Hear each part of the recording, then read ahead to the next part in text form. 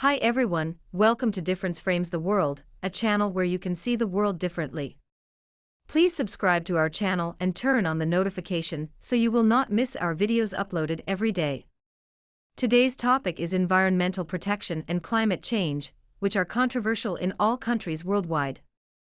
Let us start the video with the clash between Greta Thunberg, a Swedish climate change activist, and European nations like Germany and Denmark in the past 2 years. This is all wrong. I shouldn't be up here. I should be back in school on the other side of the ocean. Yet you all come to us young people for hope. How dare you? You have stolen my dreams and my childhood with your... In early October 2024, the Swedish girl was arrested twice by Belgian police in just a few hours because she wanted to block the road with other protesters against fossil fuel subsidies. She has been caught several times in recent years except mentioned above. On April 6, 2024, she was released after a short detention for blocking the A12 highway to Hague in the protest of fossil fuel subsidies in Denmark, and she was arrested again after rejoining a small group of protesters.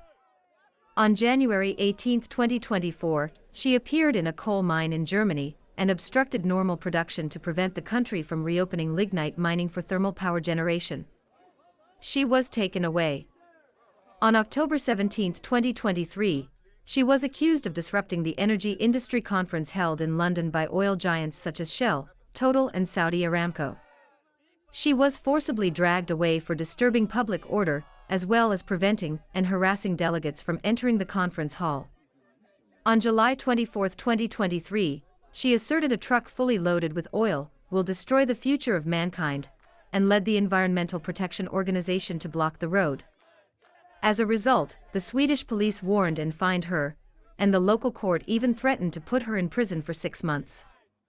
Greta Thunberg was once more famous than a movie star and more welcomed by Western politicians like a goddess.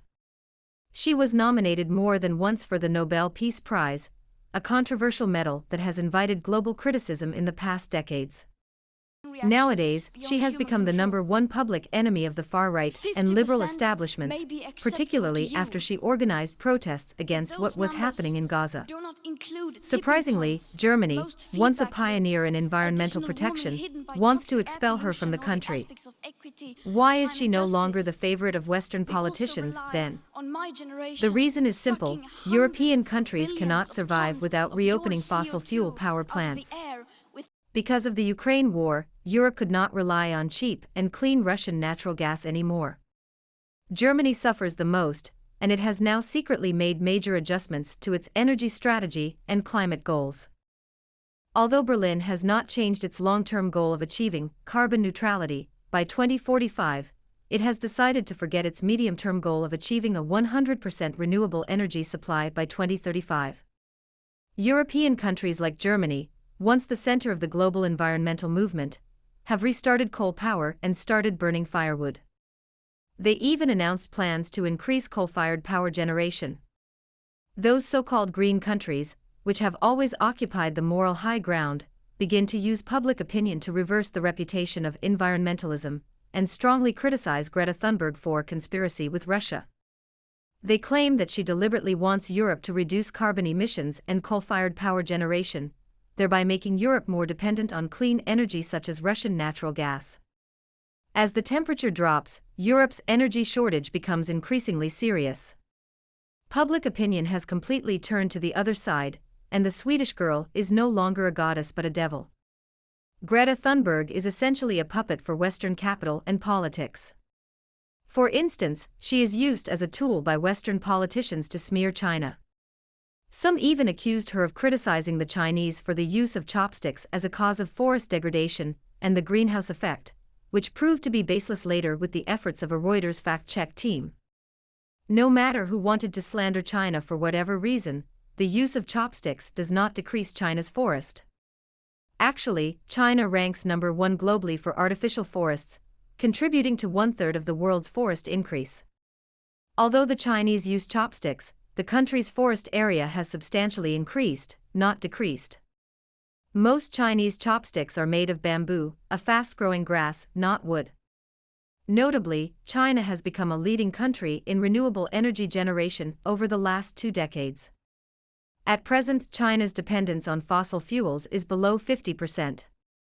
In 2022, the country's solar capacity installation was about the same as the rest of the world, and in 2023, the new addition was 200% of that in 2022.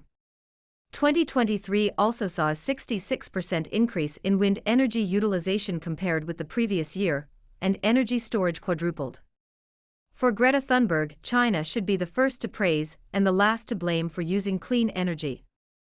In a previous video uploaded 2 years ago, we already pointed out that climate change was a trap invented by the West to slow down emerging countries' development. China tops the list of those nations. However, Beijing took it as an opportunity to upgrade its energy structure. It is worth mentioning that electric cars sold in China exceeded gas vehicles for the first time in July 2024, meaning 51% of new car owners do not have to visit gas stations. Instead, they can charge their cars like phones at night at a fractional cost. The US and European politicians already feel the pressure from Chinese electric cars in their automobile industry, so they decided to impose punitive tariffs, from 40% to 100%, on new energy vehicles from China. Excessive tariffs on China's electric cars and solar panels punish American and European consumers for using clean energy. If they do not use fossil fuels, they pay a higher price than they should. China and the United States are the top 2 carbon emitters worldwide. In November 2023, Chinese and American climate envoys pledged to triple renewable energy globally in 7 years.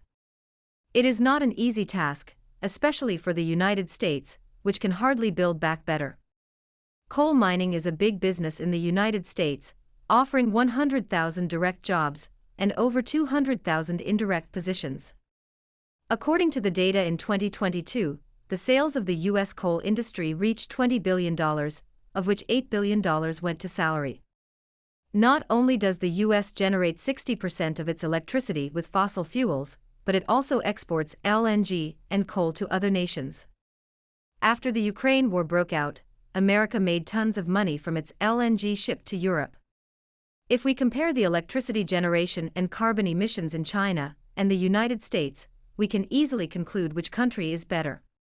In 2023, the electricity generated in China was about 6 times that in 2000, about 2 times that of the United States. China overtook the US in 2011, becoming the #1 country in terms of electricity generation. It is noteworthy that in 2000, America's nominal GDP in the current US dollar was around $10.25 trillion.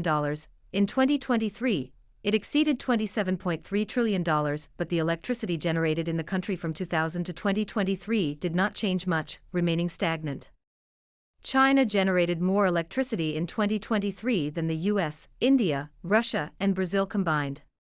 How can the US inflate its GDP to 40% higher than Beijing's with half of China's electricity?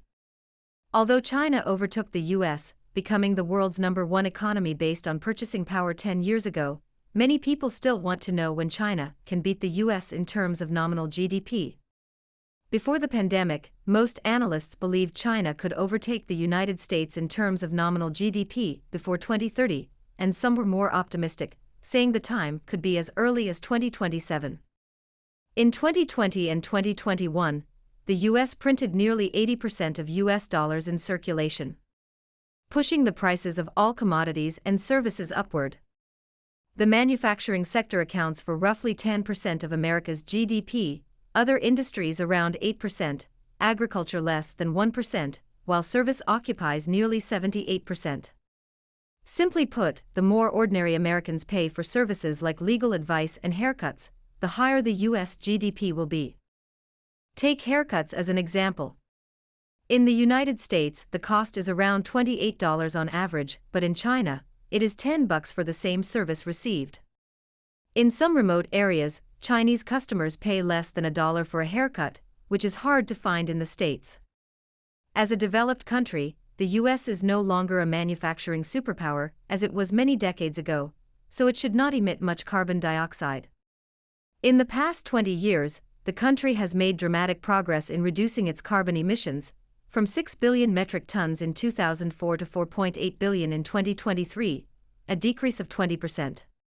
China's carbon emissions in 2023 reached 12.6 billion tons, 4.7% higher than in the previous year, although it installed 60% of the world's clean energy generation capacity, like wind and solar, that year.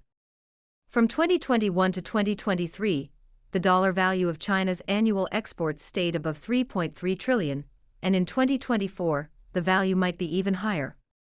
The United States is the world's sole military superpower, with its total expenditures exceeding the next 9 military powers combined, like China, Russia, France, and so on.